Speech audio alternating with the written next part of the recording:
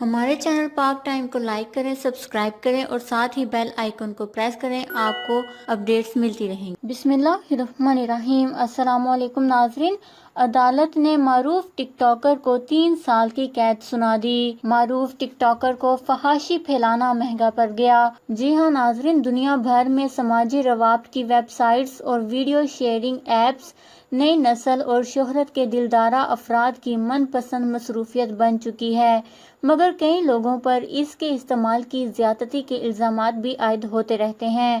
ٹک talk پر بنائی جانے والی چند ویڈیوز پر یہ الزام بھی عائد کیا جاتا ہے کہ ان میں سماجی اخلاقیات کا خیال نہیں رکھا جاتا اور فحاشی پھیلائی جاتی ہے۔ ایسا ہی ایک الزام مصر کی ایک ہائی پروفائل ڈانسر سیما المصری پر لگایا گیا، جس کے بعد انہیں قانونی کارروائی کا سامنا کرنا پڑا ہے۔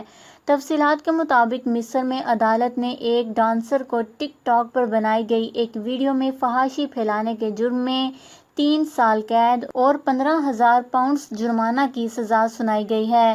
برطانوی اخبار کے مطابق خاتون ٹک ٹاکر کا موقف ہے کہ ان کی ویڈیوز اور تصاویر کو چرا کر لیک کیا گیا ہے اور ان کا ایسا کوئی ارادہ نہیں تھا، تاہم عدالت نے ان کے موقف کو مسترد کرتے ہوئے 42 سالہ خاتون ٹک ٹاکر کو سزا سنا دی۔ عدالت نے ریمارکس دیے کہ المصری نے خاندانی ضوابط کو توڑا اور غیر اخلاقی اقدام کیا۔ مصری رکن پارلیمنٹ جان طلعت نے ریمارکس دیے کہ آزادی اور عریانی میں بہت بڑا فرق ہے، ایسی خواتین ٹک ٹاکرز کے خلاف مزید کارروائی ہونی چاہیے۔ اس خبر کو لے کر اپنے قیمتی رائے کا اظہار نیچے کمنٹس میں ضرور کریے گا۔